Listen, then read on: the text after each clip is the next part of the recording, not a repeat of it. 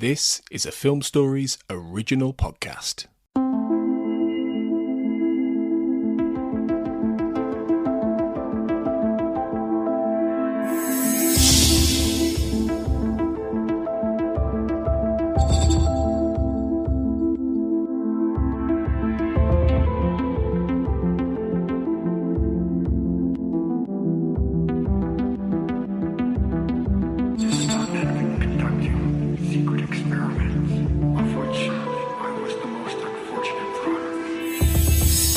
Welcome to the X-Cast. The truth is in here. I'm your host, Sarah Blair, and I'd like to welcome Lauren Forey to the show. Welcome back, Lauren. How are you?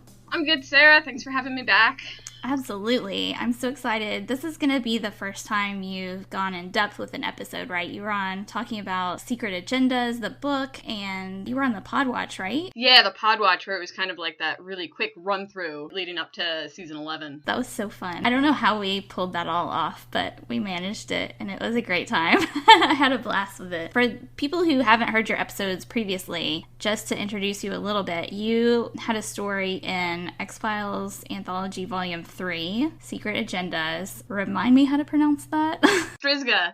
I wrote that, it's been, I guess, almost 3 years ago now, 3.5 years since I wrote it, and just kind of forget what I've written after it's been published. And you gotta make room for all those new stories. Exactly. You also wrote Abigail Hall, which is a fantastic book. People, go get it if you want to be creeped out and majorly enjoy some good words. Let's talk a little bit about season 3 episode Syzygy. We're going to have to talk about more than Ryan Reynolds, aren't we? A little bit, but we're definitely going to spend some time on Baby Ryan. This episode aired January 26th, 1996. And the director was Rob Bowman, and it was written by Chris Carter, which I honestly had not really paid that close attention to, because usually he does the mythology episodes. Right, and this is very much a standalone. Quite monster of the week either, but... The IMDb rating is a 7.9 out of 10, and it comes from about 2,759 users. Would you agree with that? I would say that 7.9 is really generous. I'm much more on a 5. That low? That low for this one. There's lines in it I like, and there's good parts, but overall, the more I think about it, the less it does for me. It's a hot mess. Yeah. So I think I would give it 6.5, maybe at a 6.75. So Chris Carter took all the stuff that fans were complaining about on the show and put it in this episode. Because I read that and I was like, oh yeah, that makes sense. I was 11, not even 11, I was 10 when this episode came out. Even though I watched from the very first episode, I didn't get into fandom back then. I was just a little kid. So I probably wouldn't even realize that fans were complaining about some of the stuff in there. Because to me, it was just, the X-Files. Same. This is about the time where I seriously started watching the show. I was about the same age, 13-ish. Yeah, I wasn't really on any of the boards or anything like that at that time. Yeah, the only person I had to talk about it with was my dad, because he's the only other person I knew that watched it. None of the other kids I went to school with, did their parents let them watch the X-Files at that age? My parents are just that awesome. So it wasn't even like I had peers that I could discuss it with. And my dad was definitely the kind of person, he really would just enjoy something. He wasn't, overly analytical about stuff like that. We just kind of enjoyed watching it and the mythology. I never remember him complaining. Also, the term Syzygy is an astronomical term for an alignment of 3 bodies of the solar system along a straight or nearly straight line. So that makes sense, since in this episode, the planets are lining, and things are getting all out of whack, people are acting nuts, everything's going crazy. That's why this episode has that name, which I didn't know before either. So one quick, really funny fact. The high school that the kids all go to is called the Grover Cleveland Alexander High School. And apparently, David Duchovny missed a question on Celebrity Jeopardy, and he said that he thought he was still on the sports section and confused the pitcher Alexander with the president Grover Cleveland. So they put the whole name in the high school. So that's why it's called Grover Cleveland Alexander High School. So there you go, fun fact. All right, well, let's dig into the episode and kind of go through scene by scene and see what we're dealing with here on a whole.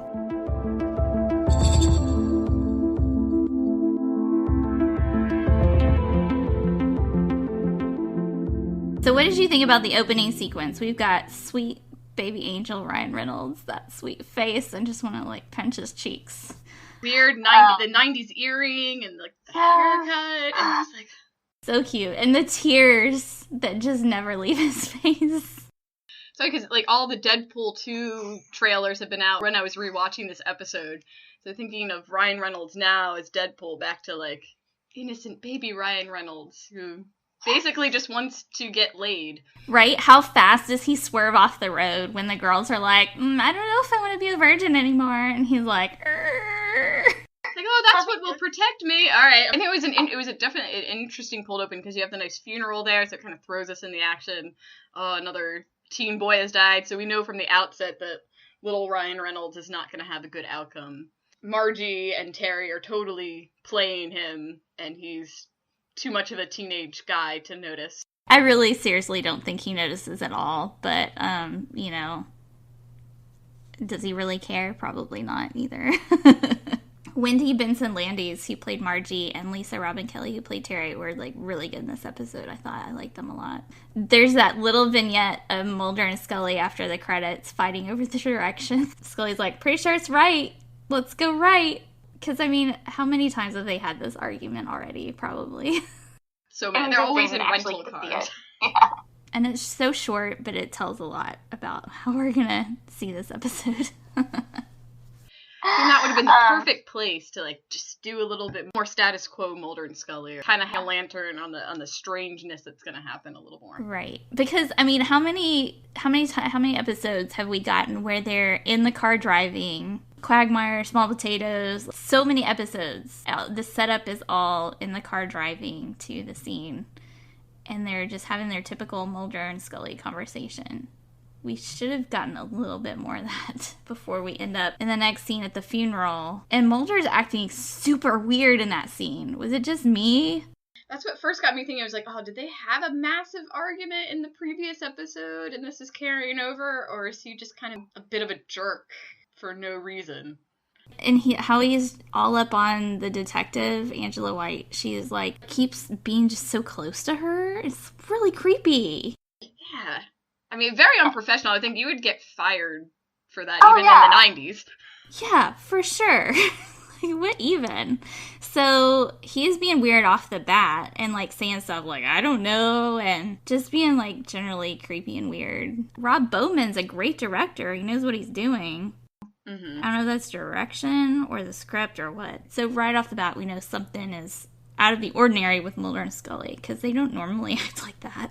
They start to wonder if this is a cult thing. You're an 80s, 90s baby like I am. Do you remember all the cult scares? The satanic panic was as big in my area, but I remember it was all on the news all the time, and everything was like a Satanist cult and keep out for the signs. I mean, my parents like didn't fall into any of that, so we were kind of like, whatever. Yeah. But yeah, I remember it being around in the 90s. Yeah. I mean, that's why we got great movies like The Craft later on. Buffy. Yeah. In this episode, it's blonde virgins that have to watch out. They're all talking about this satanic panic stuff. Then the coffin randomly catches on fire.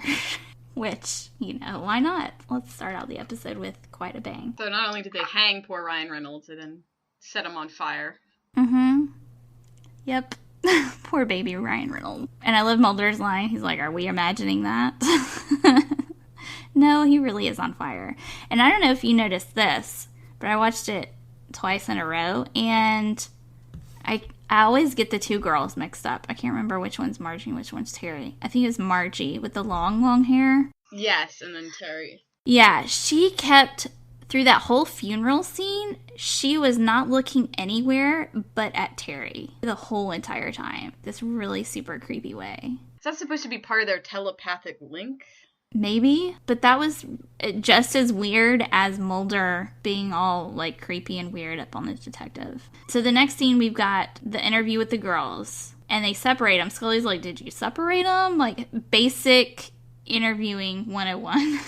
You would think this detective would know better, but apparently not. I mean, I only write about crimes, and I know that. Planetary alignments, we're going to assume, have affected all the minds in this town, and nobody's doing anything as they should, right? Yeah, and I think that's what there needed to be more of throughout. Like, we're not going to have time to, like, set up what the town was like before and now seeing it changing. But I think more people needed to be acting abnormally. So there was, like, a more consistent abnormal behavior happening to this whole place that even Scully and Mulder could have been like, this is weird. Together, even differing on the causes, and I think then being affected. I think there's something with, they're in the town and immediately they're just as affected as everybody else. Doesn't quite work. Like, you would think that it would need time to, like, take effect on them. I totally agree with you. During this interview scene, Scully is looking a little bit more skeptical than Mulder. I might be reading too much into that, but she's like, I don't know about this. I feel like she kind of was a little bit more not quite as affected as Mulder was. And I don't know if that was just supposed to be, like, Scully's normal skepticism, keeping her even, or just to try to show more division. But I think she was, like, she's very much there, like, I don't care what you're saying, I don't believe any of this. Mulder's very much into his, I'm listening to everything you have to say. I want to believe. I want to believe! Like, he has that I want to believe look on his face. Yeah, I really liked the direction in the scene, how it showed they had their story straight, because they were literally saying the exact same thing. Which usually is also a warning sign if it's... Right? Yeah, exactly. Like, if it's too perfect, I don't know. I did like the direction of the scene because, you know, it kept going back and forth, and it did set up the story really well and gave us a clear view about how they're trying to play this, even though we know differently, because they were sitting there picking daisies while poor little baby Ryan Reynolds hung from a rope off the cliff. I think the interview is one of the stronger scenes of the episode. And if they can definitely maintain that throughout. So much potential. I know, seriously. Mulder in the scene mentions the McMartin preschool trial. I looked that up because I was curious about it. Apparently, this trial was crazy pants. It's like based on this one preschool and the McMartin family run preschool. I don't know if you know anything about it, but... Oh wait, is this the one and the kids accused them of, was it sexual abuse? Yeah. At the time, the trial lasted 7 years, and it cost $15 million, and it was the longest, most expensive criminal case in the history of the United States legal system, and ultimately resulted in no convictions. But they basically led these kids into making these accusations, and some of the kids who grew up later on said, yeah, none of that stuff happened.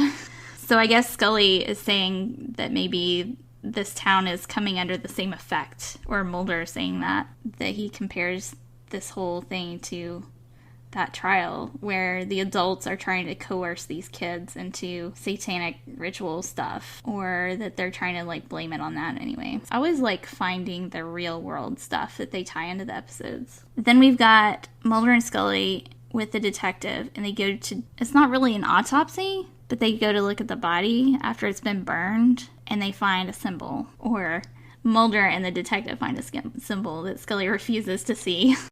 Well, the thing is, I see it, but it to me it looked exactly like the school mascot, that goat. Yeah. They had the creepy goat. I'm like, how are they not seeing that this could have been like if he was wearing his Letterman's jacket or something, like the emblem somehow, you know, burned onto him? Because I was like, that's what it was. It was just the school goat, and like Mulder, nobody said that.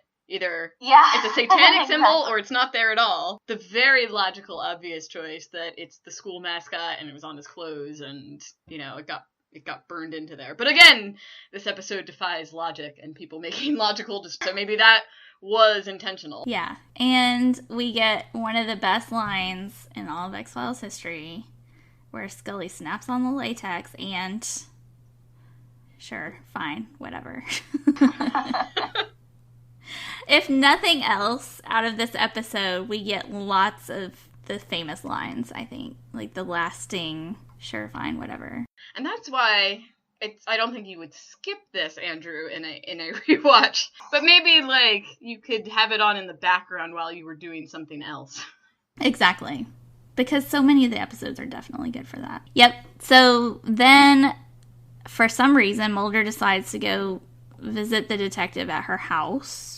Which, planetary alignment, sure, why not? Let's just blame everything on that in this episode. See, that would have been, if I was redoing this episode, I'm not Chris Carter, but if I would, was updating this, that would be like the good turning point to show that the planetary alignment is now really starting to affect Mulder and Scully's behavior. Like, Right. They just needed to acknowledge the weirdness and that it was inappropriate, and the fact that, well, why wouldn't he go to Scully? He always goes to Scully. That's the whole point of the show.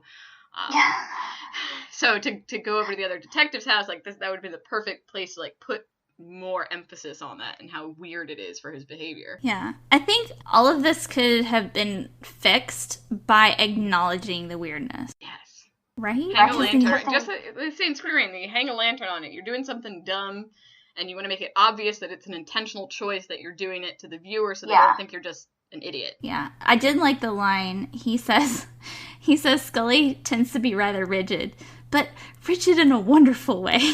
Oh, bless Mulder. Really. So, yeah, that was a weird scene. Then we've got Madame Zrinka. I don't know if she's Madame, but she's played by Donalda Wildum. She's basically the only sane person in this episode. I really liked her character. She's good in it, like, offering the, advice and then, but for a certain rate. Exactly. Yeah. I'll tell you what you need to know, but I'm going to charge you for it. And I really have to appreciate her business acumen, because why not make a buck or two off this major rare planetary alignment? I like that shot of Mulder with the zodiac stuff in the background. I feel like that's a classic shot that I see a lot. That came from this episode. That's another classic moment. So we finally find out that this is like a weird thing that's happening, and it's due to the planets, which gives us a little bit more insight to the episode, finally. But it's still not really clear that this is why Mulder and Scully are acting so weird. They go into a situation, they're supposed to be our guide into these weird situations. Like, they're our in as a viewer. And I guess that's what this episode doesn't have. We don't have an in to what's happening. And so this would have been a great point. Oh, all that kind of weird stuff, and if we were acknowledging it was weird, now we understand why. And then it could have gotten weirder. Like, oh, we know that they're being bizarre for this reason, and even if Mulder and Scully acknowledge it, but then it's having too much an effect, and then they can't control themselves, at least, I don't know, there would be a little more self-awareness that they can't control themselves. Absolutely. I think that would have made a big difference, because the next scene, we've got the basketball scene. I still hate those collapsing bleachers, I think. Yes. For this reason. For this episode. Yes. Like, I would never, ever, ever go into those bleachers. That was not going to happen in any way, shape, or form. Those things scared me so much because of this episode. I mean, I was at my niece's basketball game, and they had those bleachers, and I'm just like, I'm staying to the front. I'm sitting on the lowest bench where I can run away, because I know what happens. Exactly. Yeah. And we get the line, hate him, wouldn't want to date him. And the girl who plays Brenda in this episode was also in Our Town, so that's a fun fact. But the one thing that I really thought was extra scary is, like, he gets crushed under there, but then Mulder and Scully come way later, and he's still under there. They haven't, like, gotten him out or anything. Yeah, you would think they would try to, I don't know, I guess they either preserve the scene, but wouldn't they want to check to see if he possibly still had a pulse or not? I mean, if you're going to leave him there for a few hours, he's definitely goner. But you would think you would at least try to get him out. But unless, like, maybe the electrical problem or whatever was not fixed yet and they couldn't get him out. Anyways, I thought that was a little bit strange. That's a harsh price to pay for spilling some Gatorade. It was, to be fair, an entire table of Gatorade. Still probably shouldn't have been crushed under the bleachers for it. That's kind of the point, though, like, two teenage girls, which is a bit of a stereotype of teenage girls, but, subject to their whims, and if you were, so impulsive. If you were a teenager and a teenage girl and you couldn't control your impulses, wouldn't you do that, a guy wrongs you, like, wouldn't you just crush him under bleachers with your mind if you could? But Stephen King already did that. Let's be honest, were there, like, some people that you went to high school with that you would like to crush under the bleachers? I don't know, maybe. I don't know. There probably was at the time. Yeah, but now, I always just says, it's like, I'll just move on. Nah, so you gotta get revenge in other ways so that they can appreciate when you put them down. I mean, definitely hit him in the head with a basketball. It would be an accident, of course. Especially in gym class, accidents happen. Bleacher crushing, even for me, might be a step too far. Yeah. So, when they're at the scene, Scully I'm proud of her. She calls Mulder out on ditching her. At this point, we finally catch on that something is out of the ordinary with our two special agents. They're not acting like themselves. It's finally, definitely 100% clear, because Mulder would never ditch Scully, ever. Like, please. He does it all the time. But at least finally she calls him out on it, because normally I don't think she would. After that, we get the mob that's gathered on the outskirts of town out in this field. I love the one from the guy. He goes, they're trying to get him to do naked movie star games. I'm trying to figure out what is a naked movie star. I know. Like, I don't even know what that would entail. I don't know if I want to know. Sounds a little bit like fun as an observer. But that's a fanfic for you. Yeah, right there. Mulder and Scully playing naked movie star games together.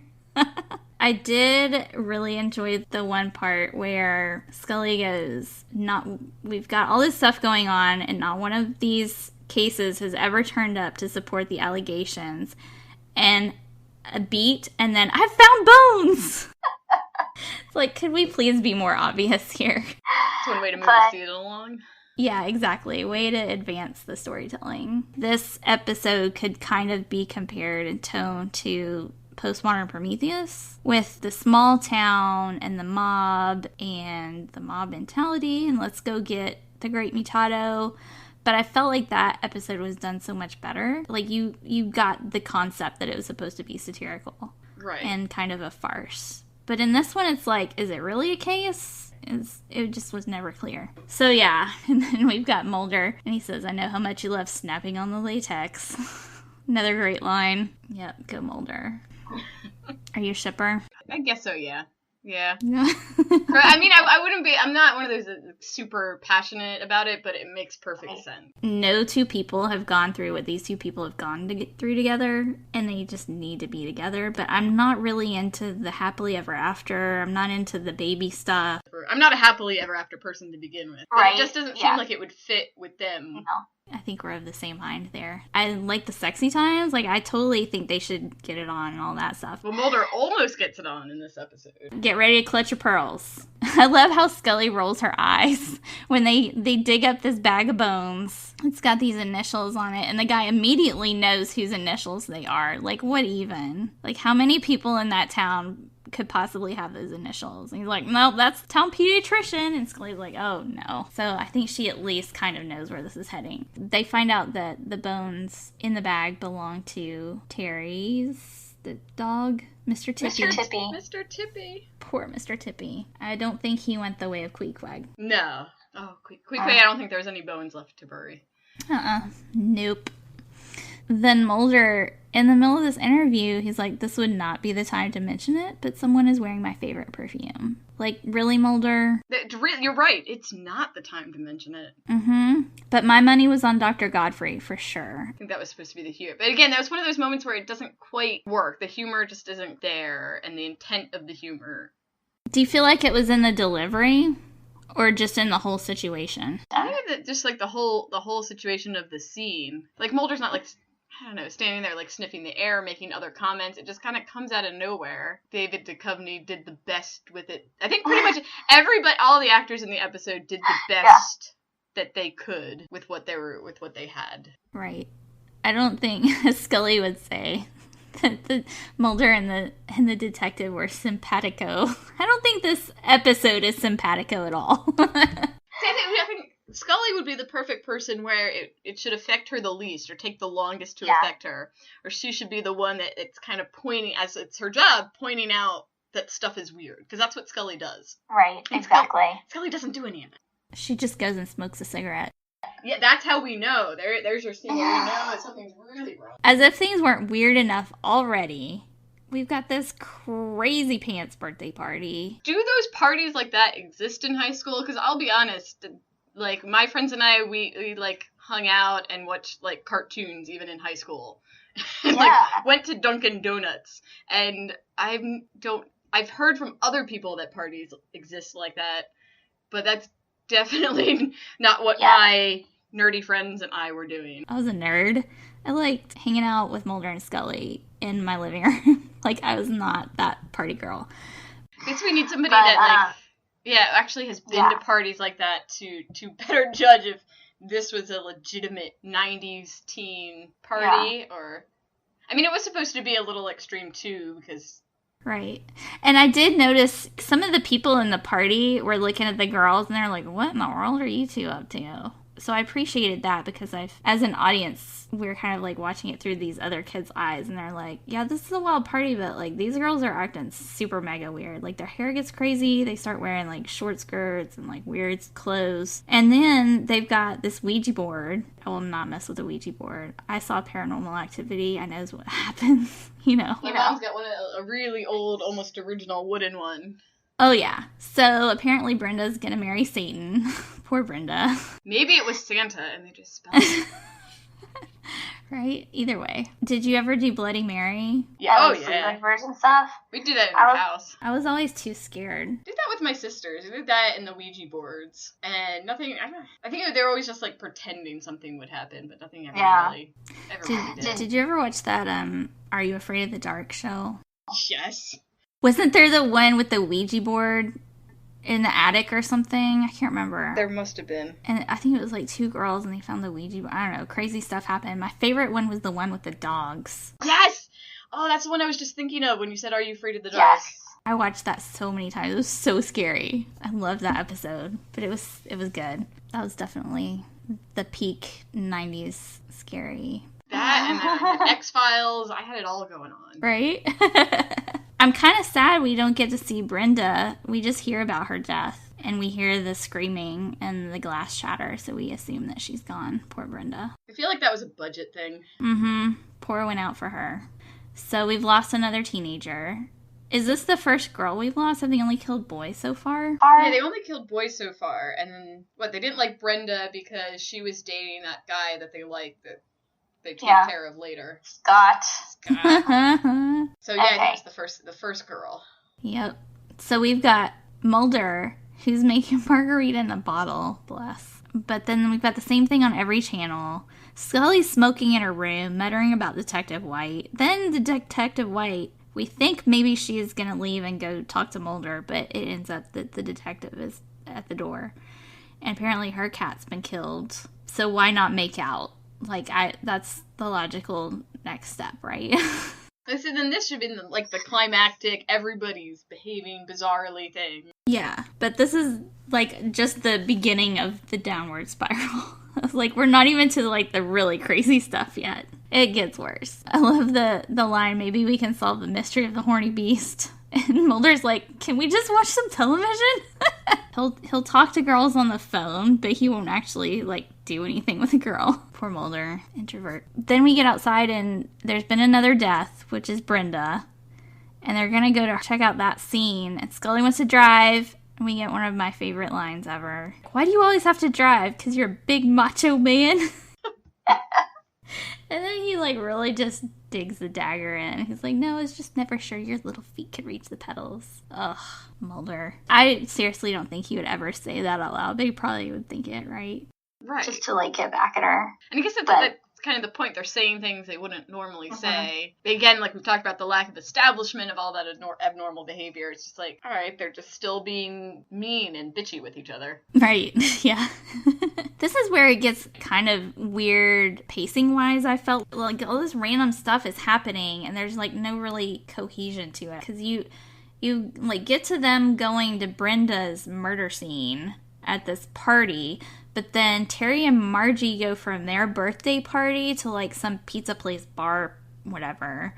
And you've got that Danzig song, Deep, playing. And it's, really hard rock metal, but it's in, this pizza place. And then Scott's there. I guess he is being depressed about Brenda being killed. And they're, trying to comfort him, but they're being, all weird about it. This is where I think Margie and Terry are supposed to, start to split ways. That Margie genuinely seems to, care about Scott. Then Terry doesn't. But yeah, you're right, the pacing goes off.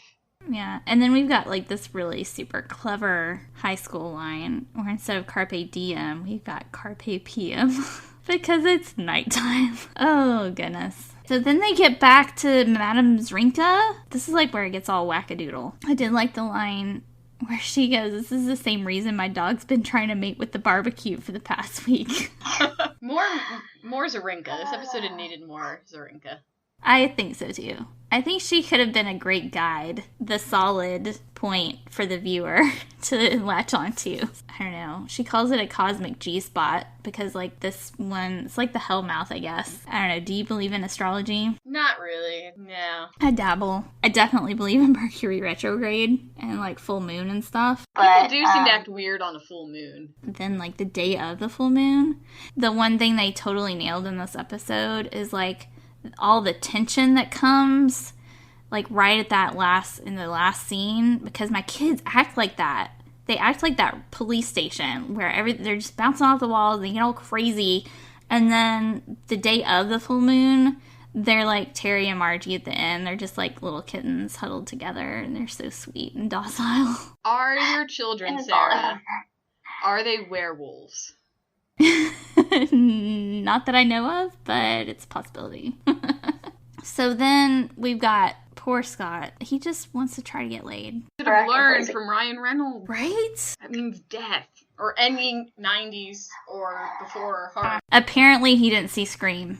I don't think it was out yet. No. What was that? 98 was Scream? I think so. He died 2 years too soon. Oh, tragic. Was it the spring from the garage door that did it? I think so, yeah, because Terry and Margie are just kind of looking at each other and then flinging things across the garage with their mind, and I think that this is when they inadvertently kill him. I don't think either of them, they were trying to, like, attack each other, and they inadvertently killed Scott. I like how this planetary alignment magically gives them telekinesis, too. Because wasn't it with that, because of their birthdays and the fact that they were born on a certain day is why these two have that power? Because they were born on, like, the same day at the same time. The telekinesis, I think they could have done something else. Because really, all they do is stare at each other. Yeah. And I mean, I know actors talk about, like, especially with, like, the Marvel movies and everything, they're trying to magic powers and nothing actually, you know, happens when you're acting. But I feel like they could have done something more than just, like, close-ups of their eyes.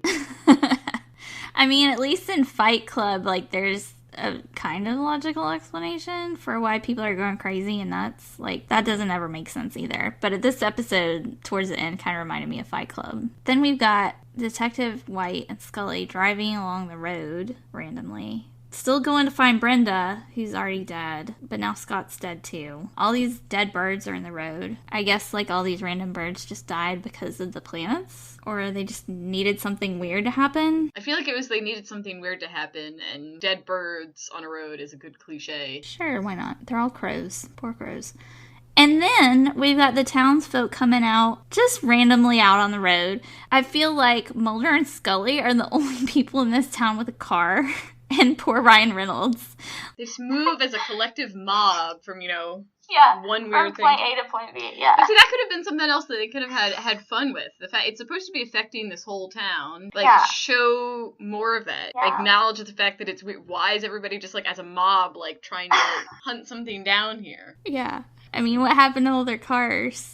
Did the planets, like, affect the electronics in their car? Clearly, Mulder and Scully's cars are fine. Do they just feel like walking? You know, you can't be a good mob if really you're not just, like, huddled together with your pitchforks and your torches. And your baseball bats and your old buried doctor bags. With bones from a dog. Poor Mr. Tippy. Poor Mr. Tippy. Dogs do not have a good track record in the X-Files. No. I don't even want to know what happened to Dagu. I'm holding on to the fact that Dagu is okay. Because we don't find out otherwise, so I'm going to live in denial. Yep. He's a cutie. I like Dagu. I'm a Dagu fan. So we've got Mulder finding Margie in the garage with dead Scott. And then Terry randomly walks up in the middle of the road where Scully and Detective White are. We don't know how far away this house was, wherever they were, whoever's house do we even know whose house they were at? I don't know. I think, was it Scott's house? I think it was. I want to say it was Scott's house. I guess if everybody's walking everywhere, so things must be pretty close together. Yeah, small town. So then they kind of use the same technique as we did in the beginning of the episode, where they say the exact same thing, and they tattle on each other. It's a nice parallel of that, and if stuff in the middle had been stronger, I think it would have bookended it really well. But yeah, and then we've got the famous Scully, it's me, and they're like, I've got your suspect and you've got mine, and Scully goes, why does that make sense to me at this point? Like, finally she's like kind of coming out of the fog a little bit and like pointing this out. Like, could we not have had that a little bit more through the episode? That would have been great. You know what? Because it's all about, the girls were super affected, like we said, because of their birthdays. If they could have put more of that in there, well, maybe if you were born at a certain time of year, you'd be less affected. I don't think there was enough astrology. If you're going to go for astrology, go for it. So that would make a lot more sense. People that right on that birthday, the most affected, people, further from that date, the least affected, and then there could have been different levels of crazy abnormal behavior. I totally agree with you. I think that's a great idea.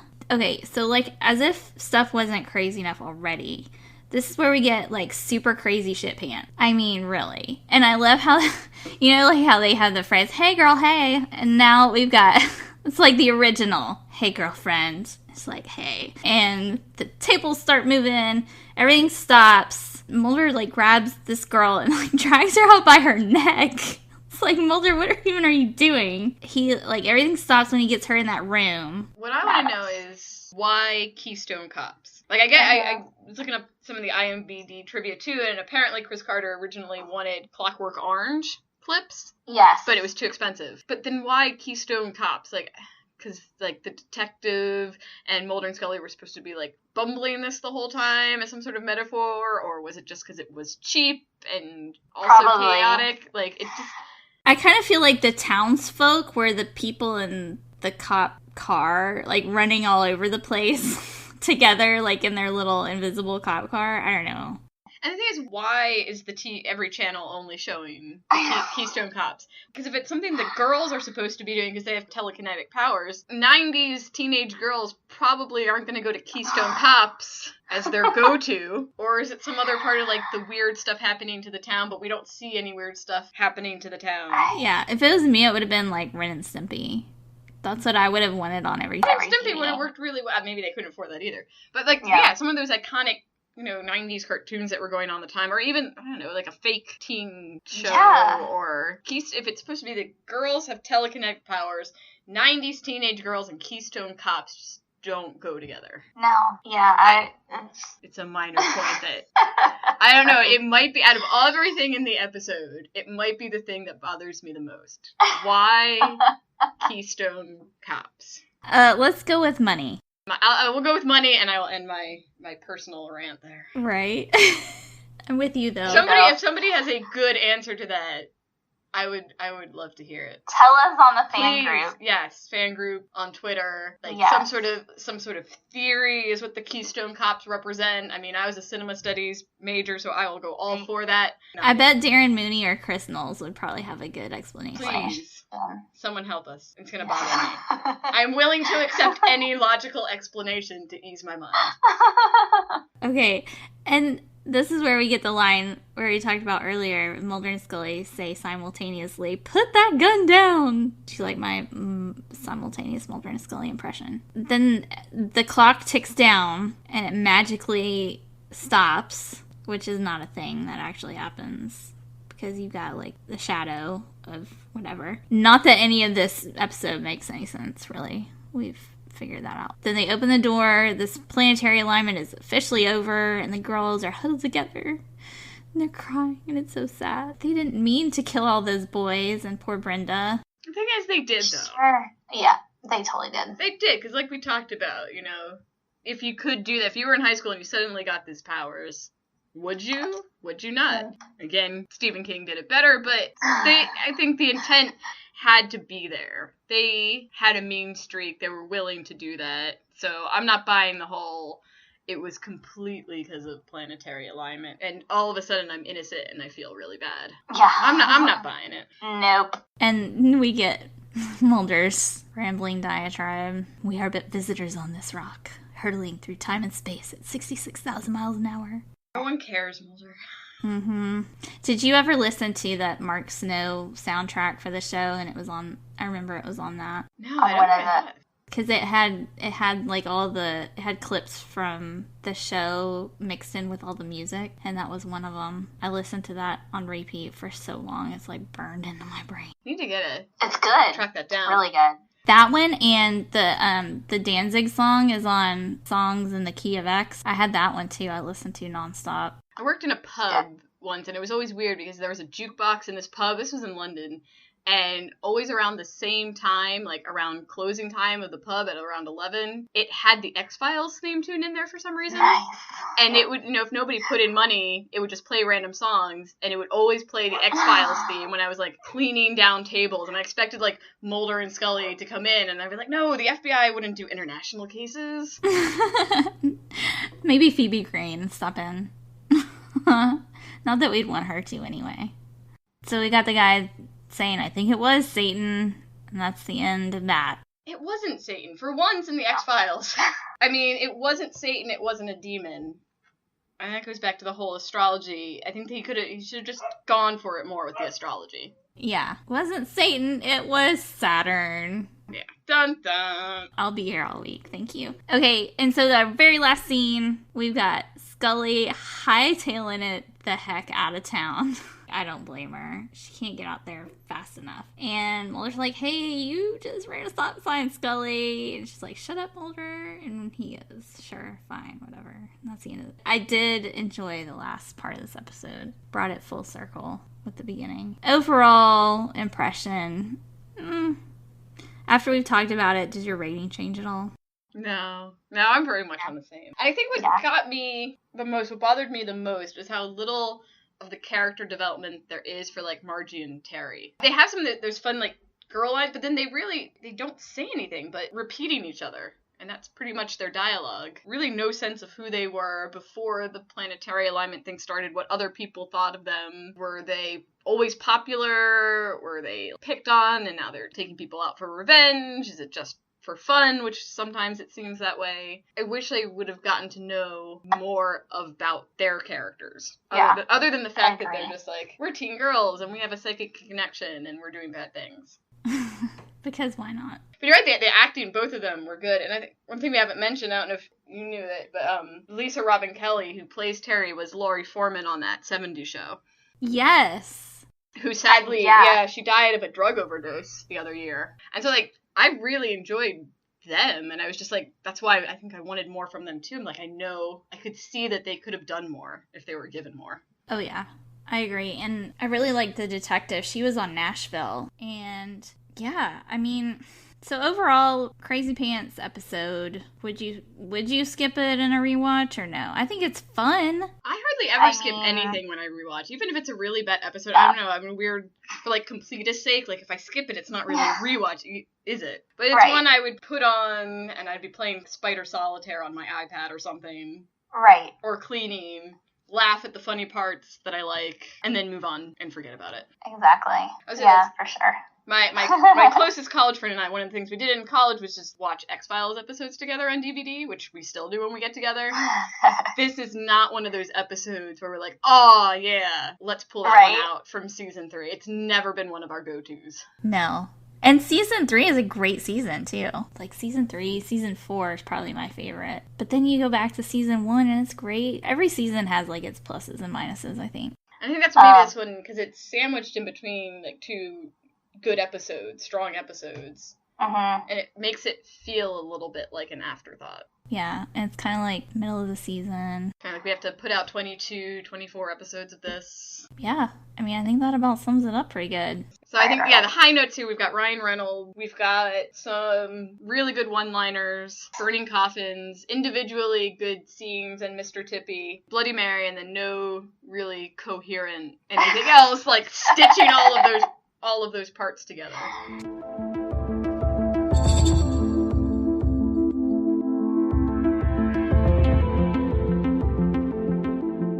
Our fans and our friends on the X-Files basement had some fun things to say. So I want to see if you agree with our comments before we dig deep into the episode and analyze it scene by scene. It's going to be fun. Our great and fearless leader, Tony, says, I've always really liked Syzygy. It's a bag of bonkers, and among the closest the show came to farce by that point. But it has lots of fun with Mulder and Scully while being surprisingly gruesome in places. It's weird and fun. I would say it feels like that's what the episode wanted to be, this farce and everything that Tony said. But for me, it doesn't achieve that completely. See, the intent is there, but it falls short of reaching that mark. Right. Matt Latham says, it's an interesting experiment for Chris Carter to see how he handles wittier dialogue. I don't think it works, and it comes across as an imitation of Darren Morgan.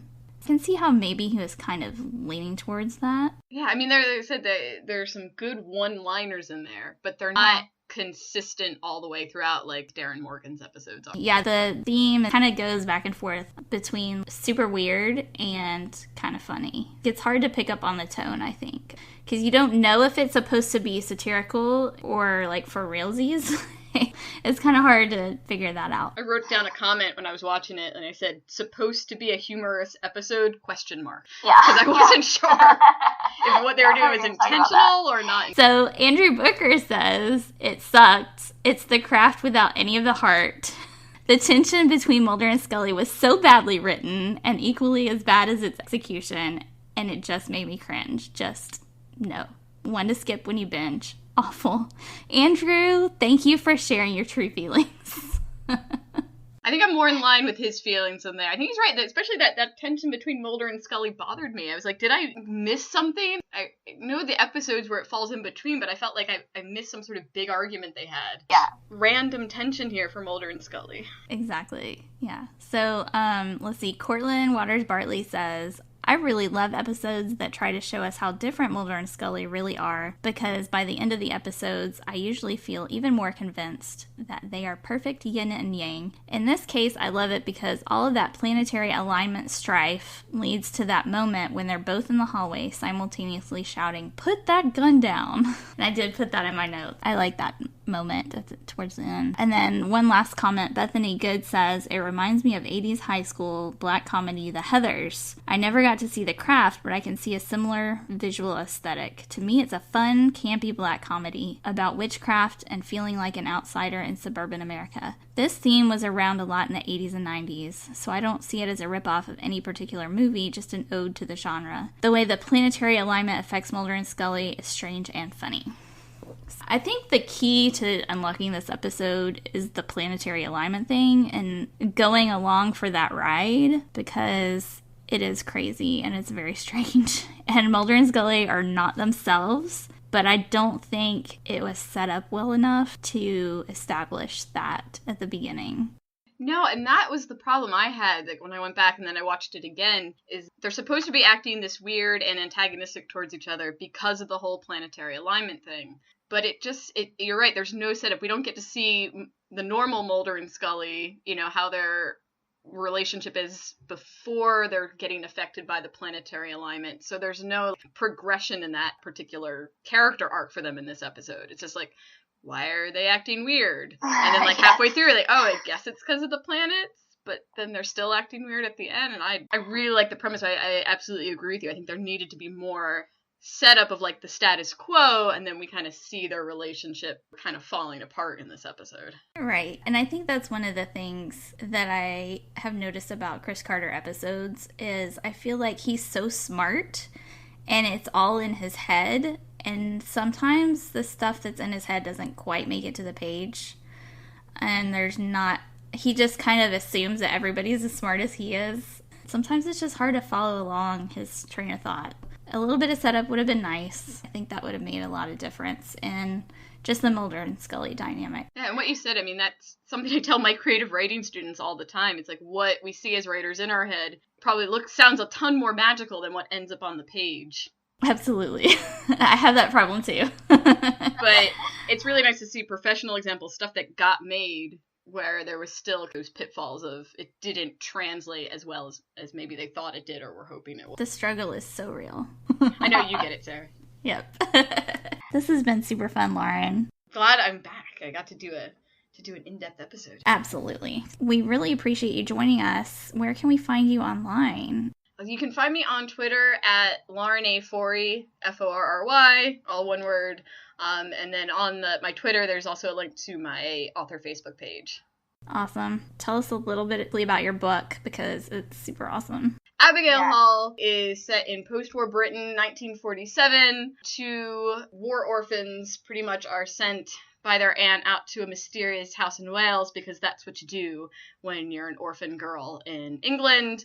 And one of the younger sisters, kind of a bit like this episode, the younger sister starts to go a bit mad in the house, while the older sister, who has her own neuroses, tries to figure out if they're going to be murdered there or not, and what the mystery of this place is. Yes. Run, rabbit, run. Favorite line. Well, we really appreciate you joining us. I am Sarah Blair. You can find me on Twitter at Sarah, SarahLBlair. And as always, join us on the XCast, X-Files Basement podcast group. All you listeners out there, we appreciate you. Don't forget, trust no one. The XCast, an X-Files podcast, is produced and presented by Tony Black, alongside a dedicated group of podcasters and X-Files fans. You can find us on Twitter at the XCast, and on Facebook if you type in the XCast, or at our group X-Files Basement, an XCast podcast fan group, where you can continue the discussion about all things Mulder and Scully. If you want to support the XCast further, you can now subscribe and become a patron of the show on Patreon. On Google, just type patreon.com/the XCast. That's Patreon. You'll see all of our tiers, subscription options and perks, which include early access to episodes, bonus content such as commentaries on X-Files episodes, access to a patron chat zone, and even appearing on one of our patron roundtable discussions.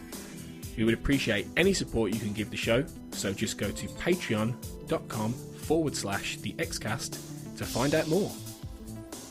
Our title music is provided courtesy of Will A, who you can find on Twitter at IamWillAYE.